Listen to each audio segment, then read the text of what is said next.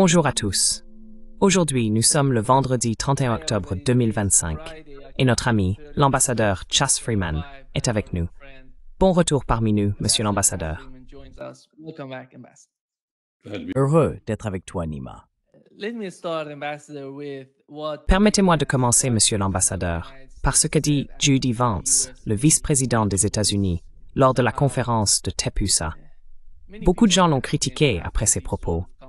On l'a interrogé sur l'aide américaine et le soutien des États-Unis à Israël. Et voici ce qu'il a déclaré.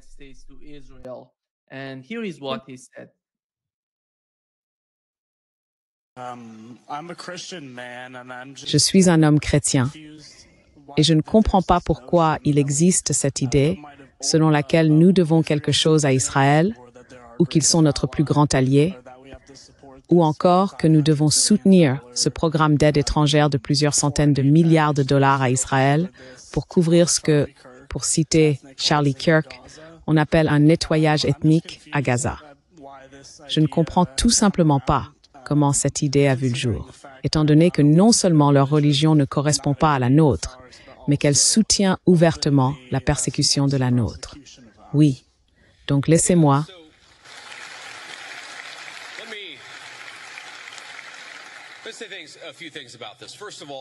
disons quelques mots à ce sujet. Tout d'abord, lorsque le président des États-Unis dit « l'Amérique d'abord », cela signifie qu'il défend avant tout les intérêts des Américains. C'est l'ensemble de notre politique étrangère. Et cela ne veut pas dire que nous n'aurons pas d'alliance ou que nous ne travaillerons pas avec d'autres pays de temps à autre. Ce que le président pense, c'est qu'Israël a parfois des intérêts similaires à ceux des États-Unis et que nous collaborerons avec eux dans ces cas-là. Parfois, ce n'est pas le cas. Dans cet exemple, le plus récent plan de paix pour Gaza sur lequel nous avons tous travaillé très dur ces dernières semaines, le président des États-Unis n'a pu conclure cet accord de paix qu'en acceptant réellement d'exercer une certaine pression sur l'État d'Israël.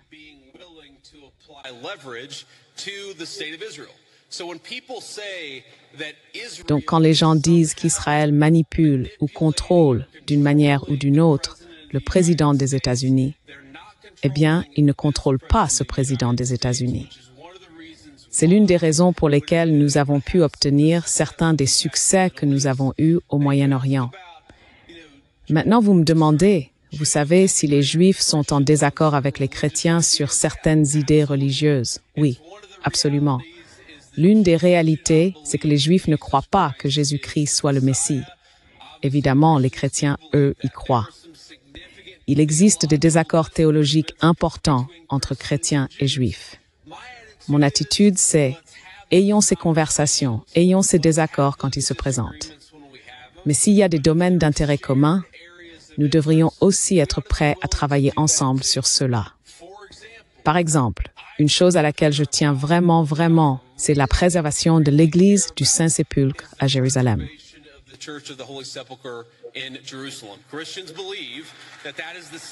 Les chrétiens croient que c'est l'endroit où Jésus-Christ a été crucifié et que son tombeau s'y trouve également. Mon point de vue est que si nous pouvons travailler avec nos amis en Israël pour garantir aux chrétiens un accès sûr à ce lieu, c'est un domaine évident d'intérêt commun. Cela me convient parfaitement.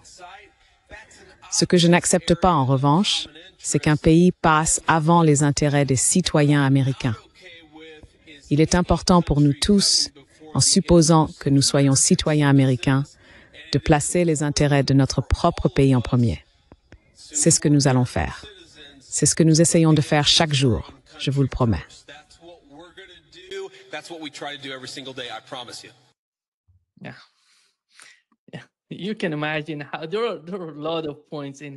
On peut imaginer qu'il y a beaucoup d'éléments dans sa réponse sur lesquels il pourrait être attaqué.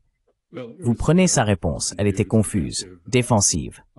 De toute évidence, la question ne concerne pas des différences théologiques entre juifs et chrétiens, ou entre juifs, chrétiens et musulmans. Nous avons tous beaucoup de choses en commun. Nous faisons tous partie du même héritage, qui est enraciné dans le judaïsme. Et vous savez, Jésus-Christ était juif. Et les musulmans croient qu'il était le dernier grand prophète avant Mahomet, à qui, selon eux, Dieu s'est adressé directement. Donc, c'est une réponse confuse. Est-il vrai que les États-Unis partagent un intérêt à mener un génocide à Gaza? C'est à peu près ce que J.D. Vance a laissé entendre. Il a dit « Nous allons travailler avec eux lorsque nos intérêts coïncideront ». Eh bien, nous avons pleinement soutenu le nettoyage ethnique en Cisjordanie, qui, soit dit en passant, s'accélère.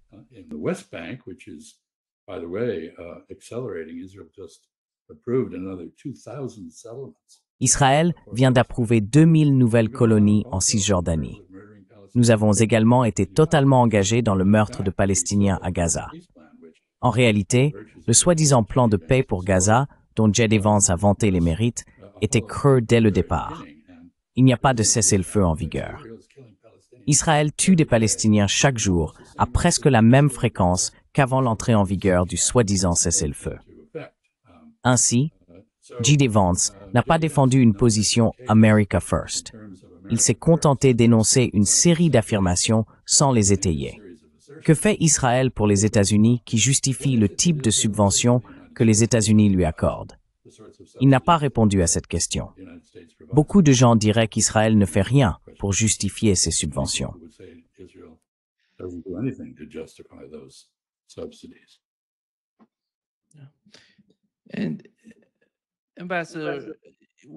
Monsieur l'ambassadeur, en regardant la situation actuelle en Israël, la semaine dernière, comme vous le savez, nous en avons parlé, Tom a évoqué l'ambassadeur des États-Unis en Turquie et l'envoyé en Syrie.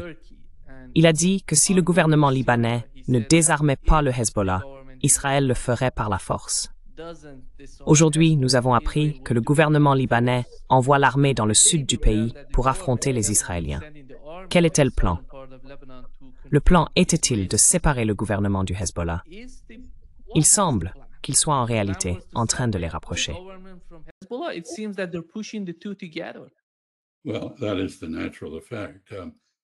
Eh bien, c'est l'effet naturel. Permettez-moi de revenir un instant sur le dialogue avec J.D. Vance, car je pense qu'il est très significatif de voir un jeune, manifestement disciple de Charlie Kirk, soulever les questions qu'il a posées. C'est le signe d'une division aux États-Unis qui devient de plus en plus aiguë. Le gouvernement n'est absolument pas en phase avec l'opinion publique sur la question d'Israël et de la Palestine. Je me contenterai de le dire ainsi. Concernant le Liban, l'approche israélienne a toujours consisté à diviser les Libanais. Ils ont essayé très activement de collaborer avec les chrétiens et parfois avec les sunnites contre la majorité chiite du Liban. L'effort que poursuit actuellement l'ambassadeur Barak vise le désarmement du Hezbollah. Mais le Hezbollah a été la seule défense efficace du Liban, de son territoire et de son peuple contre les exactions israéliennes répétées.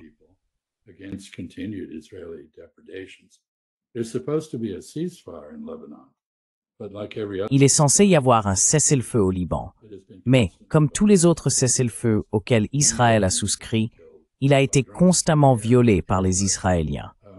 De nombreux Libanais ont été tués par des drones et des frappes aériennes.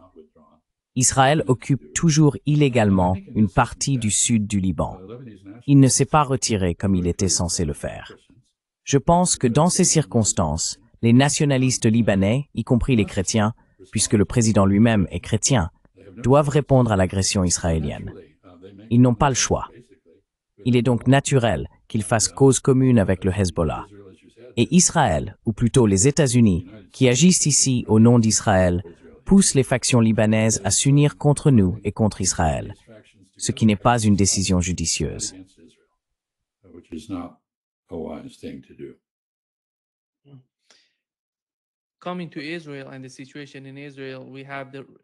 En ce qui concerne Israël et la situation sur place, nous avons un rapport de la Knesset indiquant que 68% des cas de suicide en Israël concernent des soldats et des réservistes. Un autre problème actuellement est celui des immenses manifestations des Israéliens ultra-orthodoxes qui ne veulent pas faire partie de l'armée ni participer aux opérations à Gaza, au Liban ou en Syrie. Quel est le problème au sein de la société israélienne qui fait qu'ils semblent ne pas comprendre? Ils s'enfoncent de plus en plus. La situation ne devient pas plus facile avec le temps. Sur le plan économique et politique, il y a ces vastes manifestations contre le gouvernement. Le gouvernement Netanyahou ou son parti ont-ils une quelconque compréhension de la manière de gérer cela? Ou bien ne se soucient-ils tout simplement pas de ce qui se passe à l'intérieur du pays, tant qu'ils bénéficient du soutien des États-Unis et de l'Occident? Je parle de l'Allemagne et du Royaume-Uni.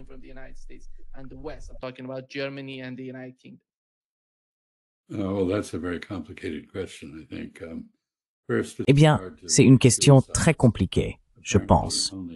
D'abord, en ce qui concerne les suicides, il semble qu'une seule tentative sur 7 aboutisse réellement.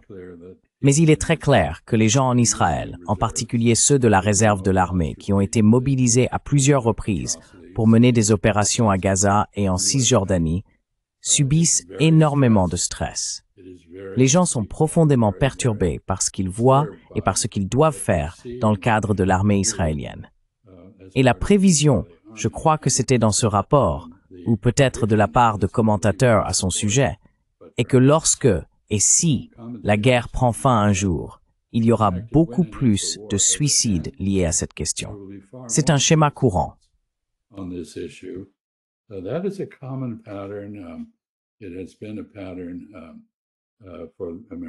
C'est un schéma que l'on retrouve chez les Américains, par exemple, qui ont servi en Afghanistan et en Irak.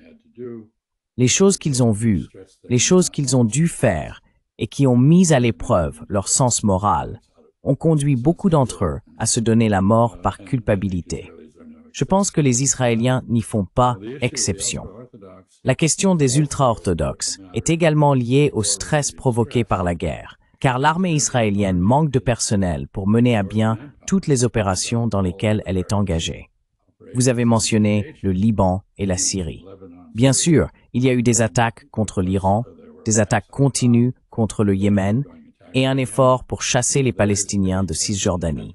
Et nous avons cette guerre d'anéantissement ou d'extermination ou de génocide qui se poursuit à Gaza.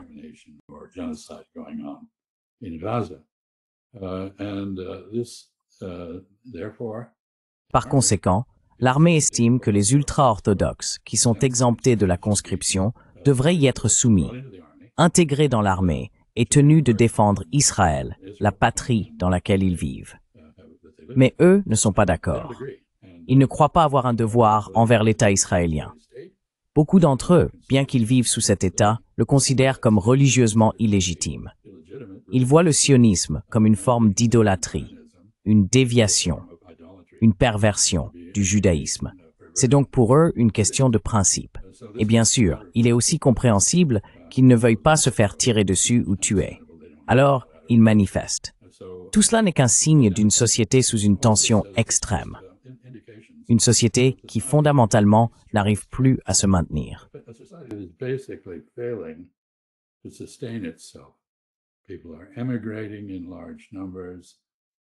Les gens émigrent en grand nombre.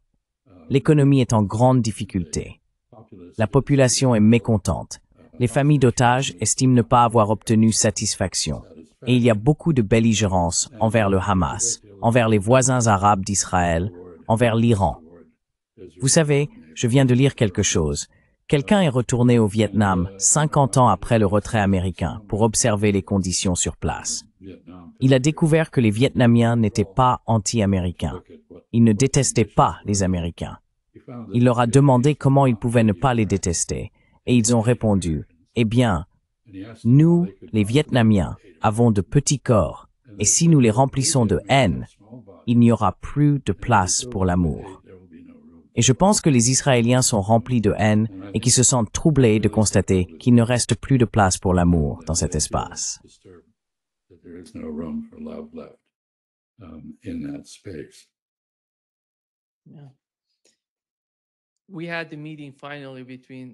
Nous avons enfin eu la rencontre entre Donald Trump et le président Xi.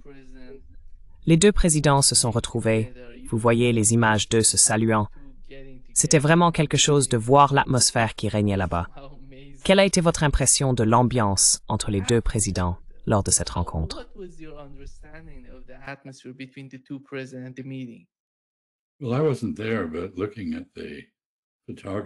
Eh bien, je n'étais pas là, mais en regardant les photos et certains rapports, je dirais que le président Xi Jinping jouait au poker. Il était très discipliné. Il ne riait pas et n'a pas cherché à charmer le président Trump. Il représentait la dignité et la puissance chinoise. Le président Trump, en revanche, était expansif, comme un petit garçon ou un chiot qui saute partout, essayant de se faire bien voir du président Xi. Mais l'atmosphère n'est pas vraiment importante. La question était, je pense, un développement majeur. Nous pouvons parler des questions spécifiques si vous le souhaitez, et je pense que nous le devrions probablement. Mais le principal résultat de cette rencontre est que la Chine est désormais l'égale des États-Unis.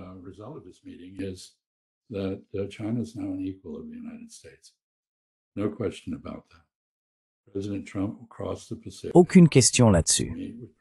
Le président Trump a traversé le Pacifique pour rencontrer le président Xi grâce au gouvernement sud-coréen sur une base militaire sud-coréenne. Mais ils étaient vraiment sur un pied d'égalité. En fait, je crois qu'à un moment donné, le président Xi a dit « Nous sommes tous deux à la barre de nos pays, chacun tenant la direction. » Il n'y avait aucune différence, c'était un égal parlant à un autre. Cela reflète l'attitude du président Trump à cet endroit. Et ce qu'il a fait, je pense, montre une conclusion de sa part. Une conclusion qui n'est peut-être pas partagée par ceux qui travaillent pour lui. À savoir que nous ne pouvons pas surpasser la Chine et que nous ne pouvons pas gagner une guerre contre la Chine. Nous devons donc vivre avec la Chine.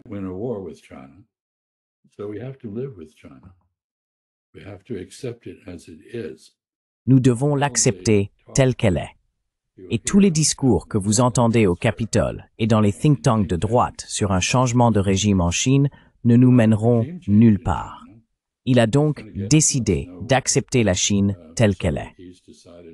Concernant les questions spécifiques, eh bien, nous pouvons les passer en revue si vous le souhaitez. Je dirais qu'il y en avait plusieurs qui étaient assez importantes. L'une d'elles était qu'après que les États-Unis ont établi une nouvelle règle pour identifier les filiales d'entreprises chinoises ou les entreprises présentant un intérêt chinois significatif dépassant 50% de participation et ont tenté d'appliquer des contrôles à l'exportation à ces entreprises, les Chinois ont reproduit le système américain, ce que je considère comme une abomination.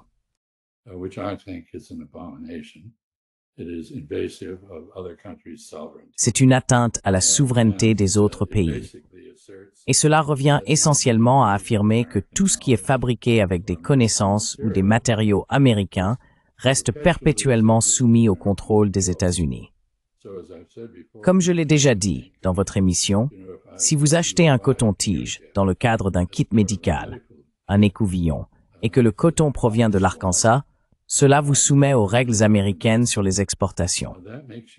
Vous ne pouvez pas vendre ce kit médical, même si la plupart de ses composants sont fabriqués ailleurs, au Venezuela, parce que les États-Unis ont décidé que le Venezuela était un ennemi. C'est vraiment tout à fait extraordinaire.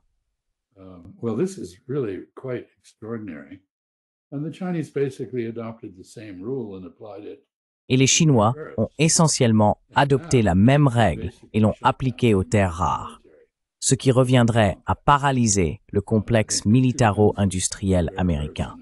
Je crois qu'il y a environ 2 tonnes de terres rares dans un sous-marin nucléaire américain. On trouve des terres rares dans les turboréacteurs des avions de chasse américains, dans les aimants qui sont au cœur des systèmes de guidage de missiles, et ainsi de suite. Les États-Unis ne peuvent pratiquement pas fonctionner sans y avoir accès, et les Américains ont eu la folie d'en arrêter la production, permettant ainsi aux Chinois d'inonder le marché avec leurs propres produits.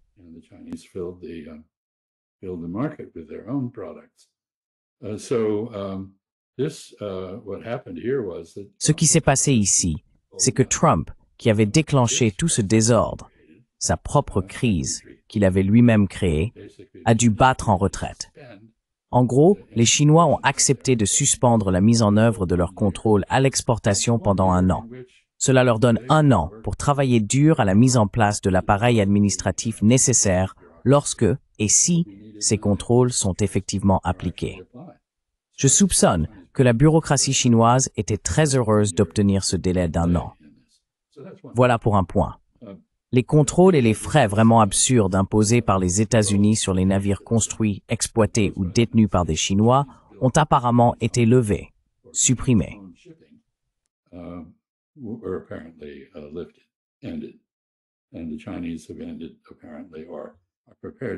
Et les Chinois ont apparemment mis fin ou sont prêts à mettre fin aux contrôles réciproques qu'ils imposaient aux navires américains. C'est donc un autre élément. Concernant la question du soja et d'autres produits de base en provenance des États-Unis, les Chinois ne voulaient fondamentalement pas s'engager dans une guerre commerciale avec les États-Unis. Ils dépendaient des produits agricoles américains, au départ dans une large mesure, et maintenant moins, car votre propre pays, le Brésil, est intervenu et est devenu un important fournisseur de soja, par exemple. Mais il ne s'agit pas seulement du soja. Il y a aussi d'autres produits comme le bœuf, et ainsi de suite.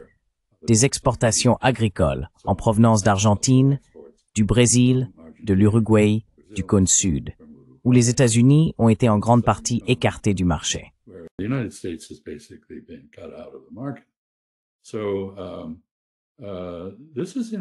C'était donc réciproque aussi.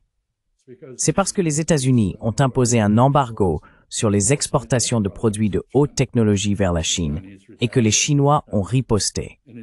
En réalité, ils ne veulent pas acheter certains produits de haute technologie. Lorsque Nvidia a tenté de vendre une version allégée de son processeur graphique pour l'intelligence artificielle, les Chinois ont refusé de l'acheter. Pourquoi? Ils ont appris à leurs dépens qu'ils devaient être autosuffisants ou autonomes, ou qu'ils avaient besoin de chaînes d'approvisionnement alternatives qui ne dépendent pas des États-Unis. Ils nous considèrent comme un fournisseur peu fiable. C'était donc un autre événement marquant. Mais encore une fois, il s'agissait essentiellement d'un repli sous la pression des États-Unis.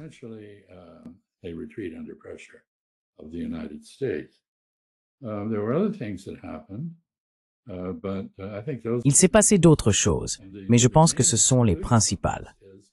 La principale conclusion à en tirer est que les États-Unis, qui avaient l'habitude d'imposer leur volonté partout où ils le souhaitaient et de croire qu'aucun pays ne pouvait leur tenir tête, ont désormais appris que la Chine peut leur résister et le fera. Voilà pour cela. Un point positif, peut-être. Le président Trump doit apparemment se rendre à Pékin en avril. S'il est sérieux dans sa volonté d'établir une relation stratégiquement stable avec la Chine, cela donne à son administration 6 mois pour accomplir le travail de base nécessaire à la création d'une telle relation. Mais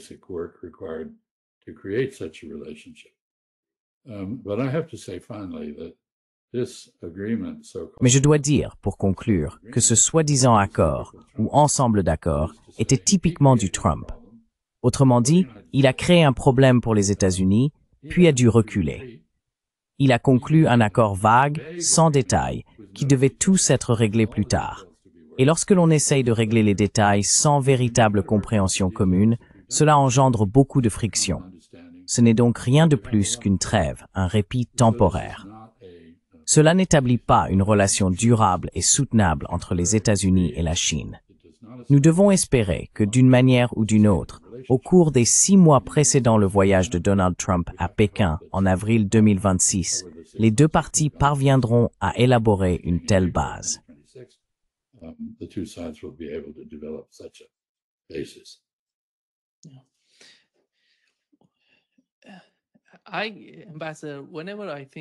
Monsieur l'ambassadeur, chaque fois que je réfléchis à la relation entre les États-Unis et la Chine, ou la Russie, ou même l'Iran, j'ai le sentiment que si les États-Unis amélioraient leur relation avec la Chine, cela profiterait énormément à la région, à mon avis, y compris à l'Ukraine et au Moyen-Orient. Car la même dynamique existe entre les États-Unis et la Russie, ainsi qu'entre les États-Unis et l'Iran.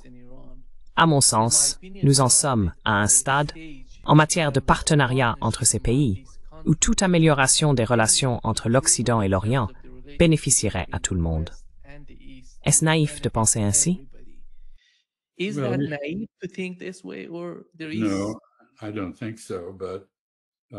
je ne pense pas.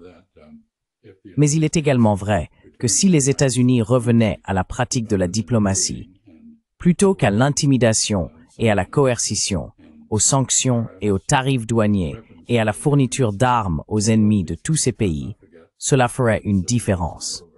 N'oublions pas que la guerre civile chinoise n'est pas terminée. Les États-Unis soutiennent le camp perdant sur l'île de Taïwan contre les vainqueurs du continent chinois, et ce depuis 75 ans. Dans le cas de l'Ukraine, les États-Unis soutiennent désormais, indirectement par l'intermédiaire des Européens, l'Ukraine dans des frappes à longue portée contre la Russie, avec la possibilité que cela implique une participation américaine encore plus directe. Et n'oublions pas que dans le cas de l'Iran, les États-Unis se sont joints à Israël pour attaquer l'Iran.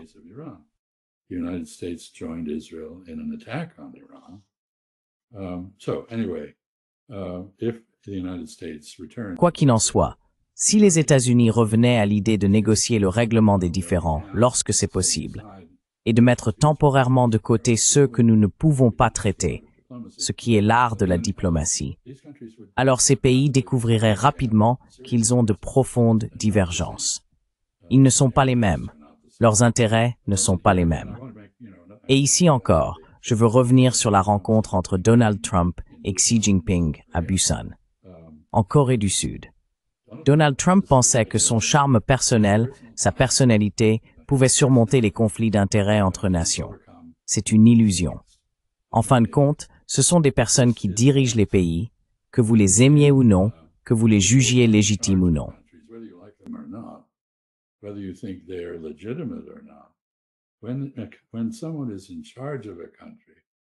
Lorsqu'une personne dirige un pays, elle est responsable devant les citoyens de ce pays.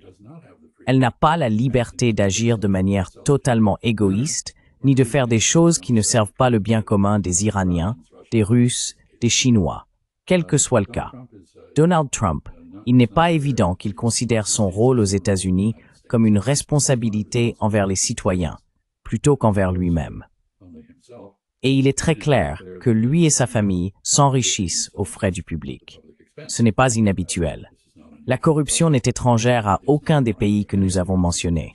L'Iran, le Brésil, la Chine, l'Inde, la Russie, l'Ukraine a certainement un énorme problème de corruption. Mais vous savez, l'idée que tout tourne autour des personnalités et du moi, c'est très étrange. Et cela ne fonctionne pas.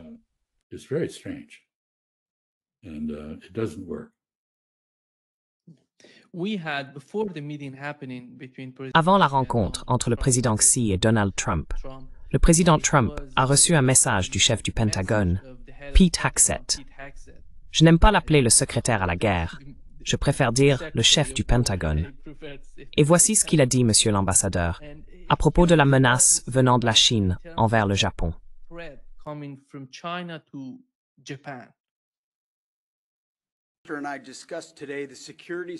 Monsieur l'ambassadeur, comme nous en avons discuté aujourd'hui, la situation sécuritaire autour du Japon et dans la région demeure, comme il l'a dit, et nous en convenons, grave. Les menaces auxquelles nous faisons face sont réelles et urgentes. Le renforcement militaire sans précédent de la Chine et ses actions agressives parlent d'eux-mêmes. C'est pourquoi le programme du président Trump, la paix par la force, est si important.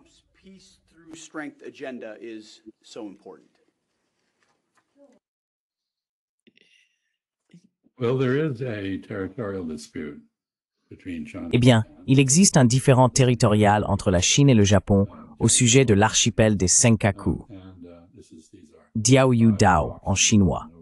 Il s'agit de 5 rochers perdus au milieu de nulle part qui servaient autrefois de repères de navigation pour les navires voyageant de la Chine à Okinawa dans les îles Ryukyu, qui était un royaume indépendant jusqu'à ce que le Japon les annexe au milieu du 19e siècle. Je pense que M. Hegseth devrait revoir un peu l'histoire. La Chine a perdu entre 25 et 35 millions de personnes, il n'y a pas si longtemps, et le Japon a envahi à 2 reprises. Tu veux dire que le Japon a tué?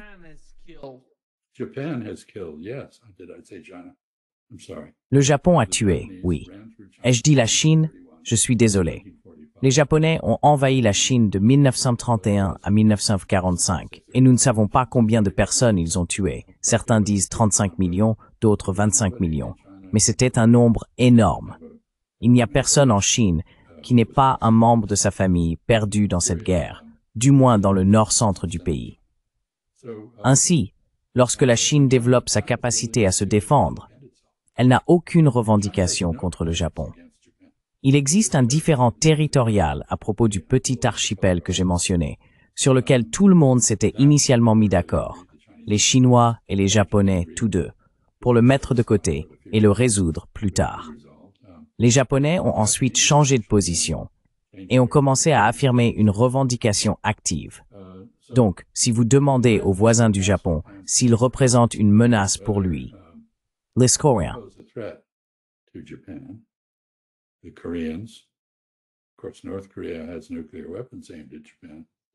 bien sûr, la Corée du Nord possède des armes nucléaires pointées sur le Japon, en partie à cause de ce que le Japon a fait subir aux Coréens entre 1905 et 1945. Si vous demandez aux voisins du Japon s'ils menacent le Japon, ils trouveront la question très étrange, en effet. Je veux dire, je ne crois pas que le Japon menace qui que ce soit, franchement. Je pense qu'après 1945, le Japon a emprunté une voie très différente. Ce n'est plus le Bushido, la voie du guerrier qu'il suivait auparavant. Et je pense, d'un autre côté, comprendre les appréhensions des Coréens, des Chinois, des Indonésiens et d'autres encore face au retour du Japon à la puissance militaire. Processus qui est bel et bien en cours. Donc je ne sais pas. Je pense que M. Hegseth, lorsqu'il parle d'une menace implicite envers le Japon, parle en réalité d'une menace envers la primauté américaine dans la région, ce qui est tout à fait différent d'une menace envers le Japon lui-même.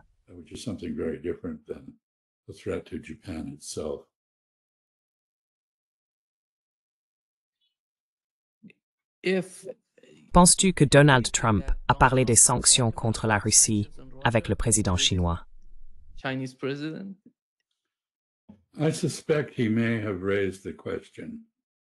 Je soupçonne qu'il a peut-être soulevé la question des importantes importations chinoises de pétrole russe, qui bien sûr font l'objet de sanctions américaines. Des sanctions dont je ne pense pas qu'elles fonctionneront, mais enfin, on essaie de les appliquer. Je crois que l'Inde et la Chine trouveront des moyens de les contourner.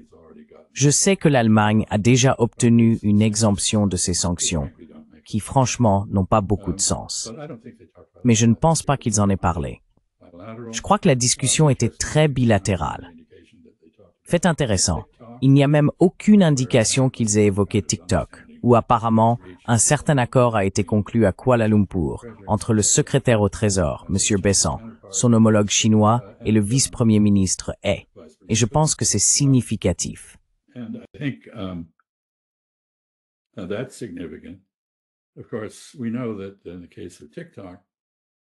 Bien sûr, nous savons que, dans le cas de TikTok, on a entendu beaucoup de bêtises à propos des préoccupations liées à la sécurité nationale, qui existent avec n'importe quelle plateforme de médias sociaux. Elles existent pour toutes, Meta, Google, peu importe. Toutes ces plateformes, Facebook, Instagram et ainsi de suite. Je veux dire, elles reposent toutes sur la collecte de données personnelles, et toutes peuvent être piratées. TikTok n'est pas vraiment différent à cet égard.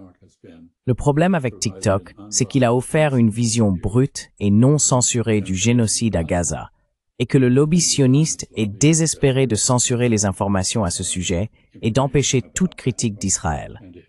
Ainsi, les personnes qui rachètent TikTok sont essentiellement des oligarques sionistes, et elles tenteront de modifier l'algorithme pour exclure toute critique d'Israël. N'est-ce pas pour épuisement?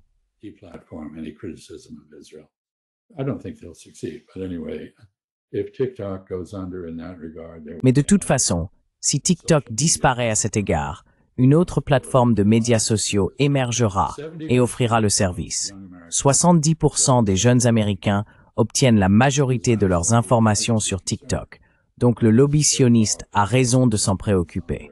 C'est une influence très puissante sur leur façon de penser. Quoi qu'il en soit, rien n'indique que cela ait été abordé. Cela semble avoir été assez cohérent d'une certaine manière, avec la trajectoire des relations sino-américaines, même sous Biden. Vous savez, « restons en contact, mais ne décidons rien de fondamental ». Donc, d'accord, tu veux venir à Pékin? Viens en avril.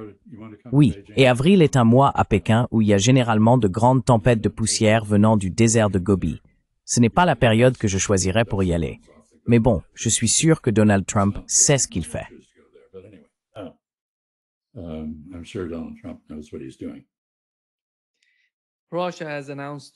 La Russie a annoncé 2 nouveaux missiles. L'un d'eux est le Burevestnik et l'autre est le Poséidon. Tous deux sont à propulsion nucléaire et, si je ne me trompe pas, ce sont tous deux des missiles de croisière. No matter, pense que nous dans la une ting.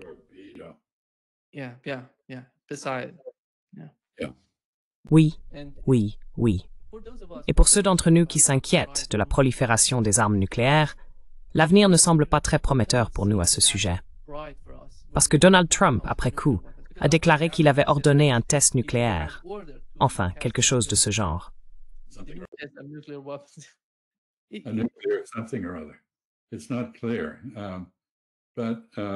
Ce n'est pas clair. Mais non, je dirais que la chose la plus importante que révèle cette annonce, c'est qu'il n'y a aucun processus politique à Washington. Cette décision a été prise sur un coup de tête par Donald Trump en réaction à quelque chose de personnel.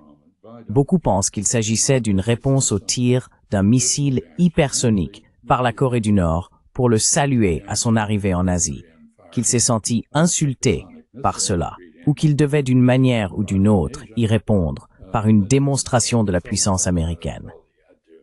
D'autres estiment que c'était en réaction aux missiles de croisière et à la torpille à propulsion nucléaire russe qu'il a jugé nécessaire de contrer.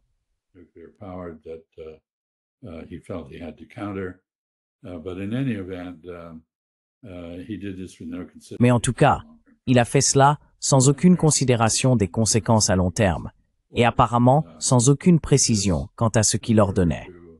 S'agit-il d'un ordre pour tester une arme nucléaire, une bombe nucléaire, ou d'un ordre pour tester des systèmes de livraison liés au nucléaire? Nous ne le savons pas. Dans tous les cas, quelle que soit la réponse, c'est un pas de plus loin du contrôle des armements. Et le contrôle des armements est un moyen très utile de réduire les menaces et la possibilité d'une guerre accidentelle, car il limite les capacités et met en place des mécanismes pour contrôler l'escalade. Ainsi, ce qu'il vient de faire rend le monde plus dangereux.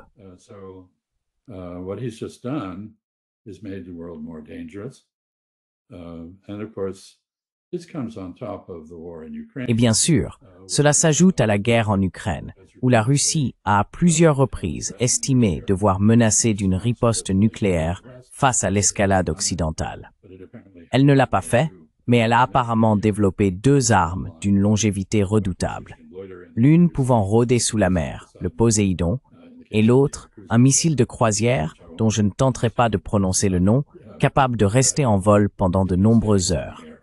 L'une ou l'autre peut échapper à toute défense.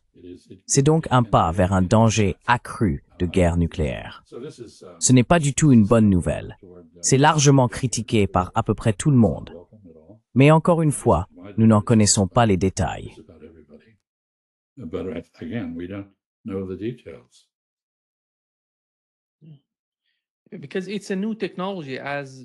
Parce que c'est une nouvelle technologie, comme l'a dit Poon. Cette technologie peut aussi être utilisée pour le programme spatial qu'ils ont en Russie. La même technologie est utilisée pour le Burevestnik, qui est un missile de croisière. Et Donald Trump a déclaré il y a 2 jours, ou peut-être que c'était hier si je ne me trompe pas, qu'il discutait avec la Russie du contrôle des armements et des armes nucléaires et qu'il pourrait inclure la Chine dans les négociations. Est-ce que cela se produit? Parce que même avant d'arriver au pouvoir, avant d'être élu, il en parlait déjà.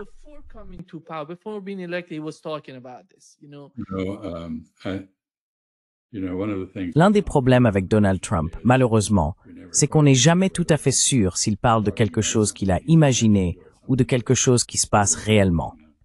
On pourrait presque dire qu'il est allé à Pékin pour rencontrer quelqu'un dont il a halluciné la réalité.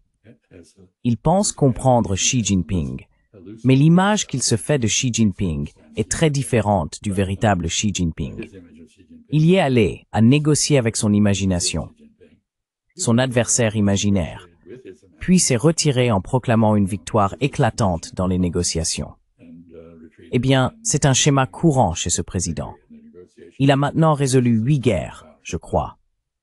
Sauf qu'il n'en a résolu aucune, et que beaucoup d'entre elles n'étaient même pas des guerres.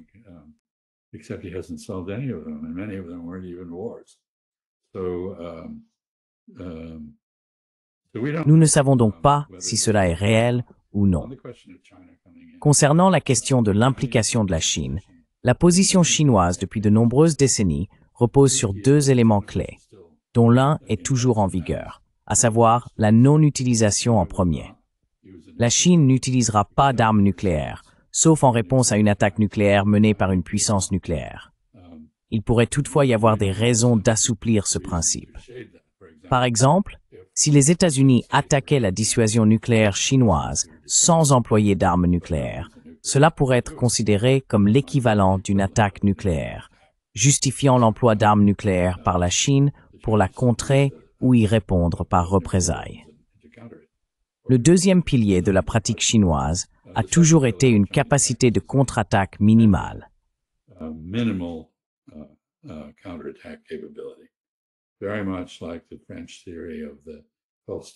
Très semblable à la théorie française de la force de frappe, la force de dissuasion en France, qui n'était pas destinée à détruire l'Union soviétique ou d'autres ennemis, peut-être nord-africains, mais à leur infliger suffisamment de pertes pour les dissuader d'attaquer la France. C'était la doctrine nucléaire chinoise.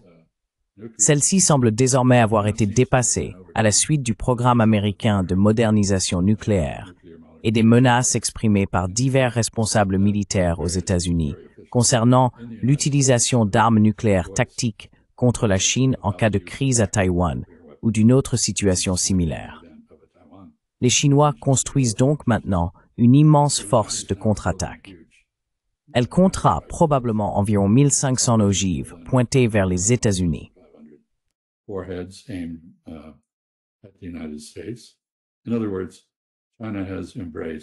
En d'autres termes, la Chine a adopté la doctrine américaine et soviétique de la destruction mutuelle assurée, ou MAD. Ce n'est pas une évolution positive, mais tant que la Chine n'aura pas renforcé ses forces, et elle restera encore bien en deçà de l'arsenal nucléaire détenu par la Russie. D'ailleurs, Donald Trump a déclaré que les États-Unis possédaient plus d'armes nucléaires que quiconque. Ce n'est pas exact. Les Russes en ont davantage. Mais franchement, les 2 camps en ont trop. Quoi qu'il en soit, les Chinois ne vont pas participer à un accord tripartite de contrôle des armements nucléaires, à moins et jusqu'à ce qu'ils soient dans une position d'égalité avec les autres. Et ils pourraient ne pas le faire même à ce moment-là. Il est très difficile de conclure un accord à 3 sur un sujet de ce type. On peut le faire sur une base bilatérale, il n'est pas certain qu'on puisse le faire sur une base plus complexe.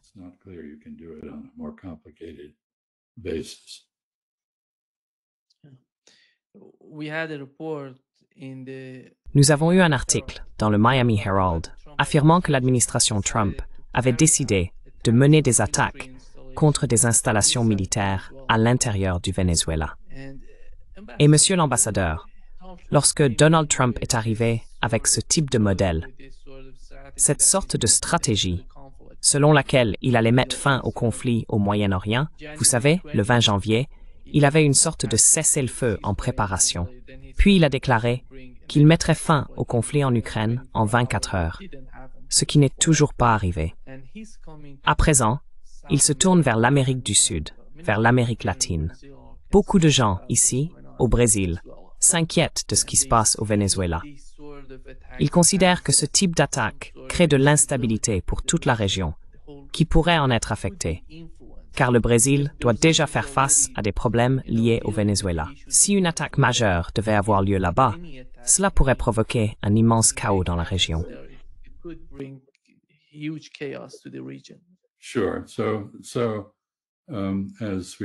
Bien sûr.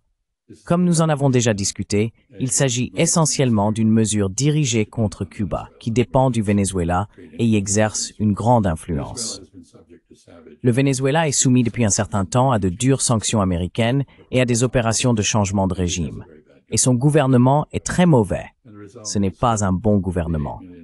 Le résultat, c'est qu'environ 8 millions de Vénézuéliens ont fui le pays.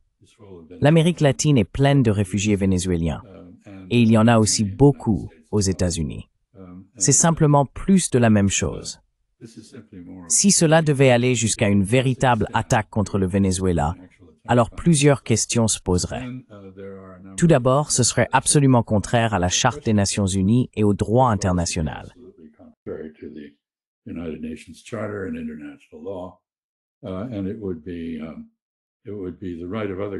Et il serait du droit des autres pays d'exercer une défense collective avec le Venezuela. Ainsi, nous voyons Nicolás Maduro, le président du Venezuela, se tourner vers la Russie pour des systèmes de défense aérienne, de nouveaux avions, des capacités aériennes améliorées afin de repousser cette attaque. Nous le voyons se tourner vers l'Iran pour des drones et d'autres équipements. Nous le voyons se tourner vers la Chine pour probablement du matériel de défense aérienne et ainsi de suite. Et bien sûr, il a organisé une milice, la milice bolivarienne, qui riposterait à une attaque américaine au sol. C'est donc une situation très dangereuse. J'espère que le Miami Herald, qui n'a pas toujours raison sur tout, se trompe aussi à ce sujet et que ce n'est pas le plan. Mais je ne peux pas l'exclure. Voici une question.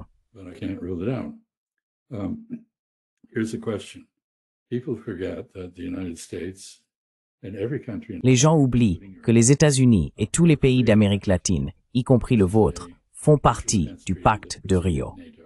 Il s'agit d'un traité de défense mutuelle qui a précédé l'OTAN, mais qui contient le même principe. Une attaque contre un État américain sera considérée comme une attaque contre tous. L'Amérique latine pourrait-elle s'unir contre les États-Unis face à cette tentative de retour à l'interventionnisme du début du XXe siècle? Dans la lignée de Teddy Roosevelt, Woodrow Wilson et d'autres qui ont envahi et occupé toute une série de pays d'Amérique latine et des Caraïbes. Vous savez, c'est une question juridique autant que politique. Je ne crois pas qu'à ce stade de l'histoire, l'Amérique du Sud, je ne parlerai pas de l'Amérique centrale ni des Caraïbes, soit prête à se soumettre à la domination américaine.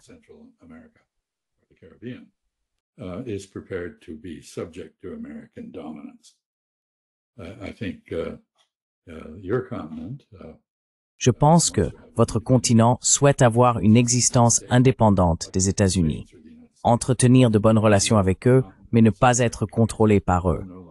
Les pays d'Amérique du Sud ne se soumettront plus, peut-être à l'exception de l'Argentine sous Milei, au contrôle américain.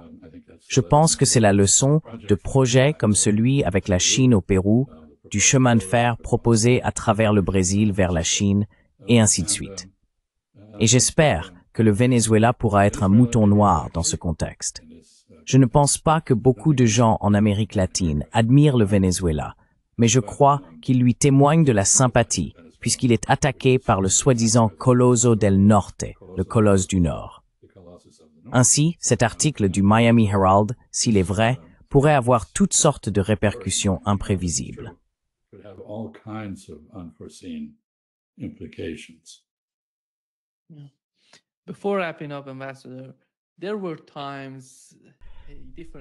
Avant de conclure, Monsieur l'ambassadeur, il y avait une autre question. Il fut un temps où le Parti démocrate demandait en réalité moins de censure en ce qui concernait les médias, mais il semble que le ton ait changé. Récemment, nous avons entendu Barack Obama parler des contraintes réglementaires pesant sur l'information, sur ce qui se passe sur les réseaux sociaux et sur ces chaînes d'information indépendantes. Et voici ce qu'il a dit, Monsieur l'ambassadeur. Ensuite, peu de questions.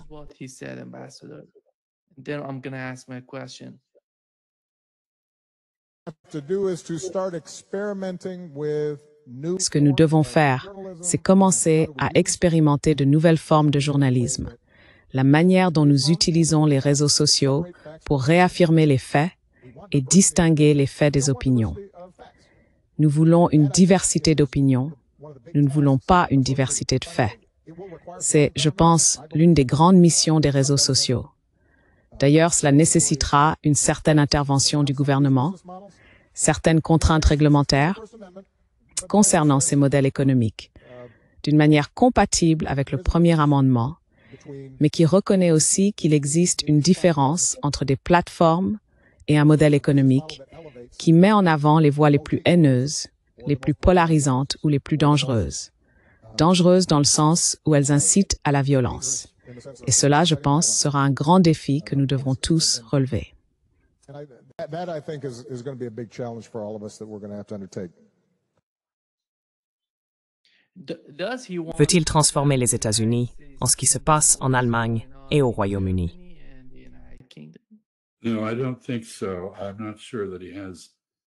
Non, je ne pense pas. Je ne suis pas sûr qu'il ait une vision claire. Je veux dire, il a clairement raison.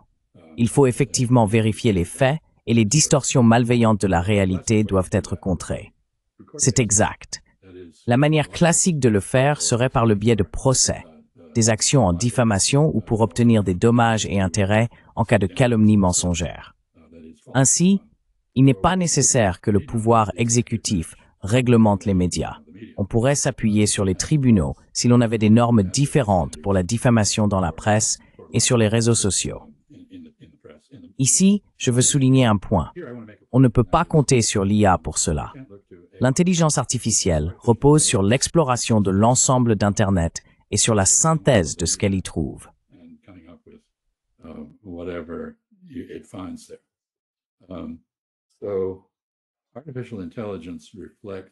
Ainsi, l'intelligence artificielle reflète les préjugés humains, des préjugés qui s'expriment sur Internet. Et elle est aussi, à juste titre, prudente lorsqu'il s'agit d'entrer dans l'arène politique. Si vous demandez à une IA chinoise « Parle-moi de la vie personnelle de Xi Jinping », elle répondra « Je ne sais pas, je ne peux pas répondre à cette question ». Si vous posez une question politique à une IA américaine, elle dira « Je ne sais pas, je ne peux pas répondre à cette question ». Donc, je ne vois pas l'IA, elle peut avoir un rôle de soutien ici, mais en fin de compte, c'est une affaire pour les tribunaux, pas pour le pouvoir exécutif, à mon avis. Je ne sais pas ce que le président Obama cherche à atteindre. Je pense qu'il a identifié un problème. Je ne l'ai pas entendu proposer une manière précise d'y faire face.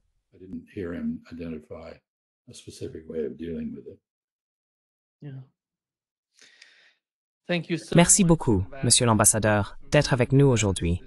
Un grand plaisir, comme toujours. Süfers Lisij Stepwering. Toi.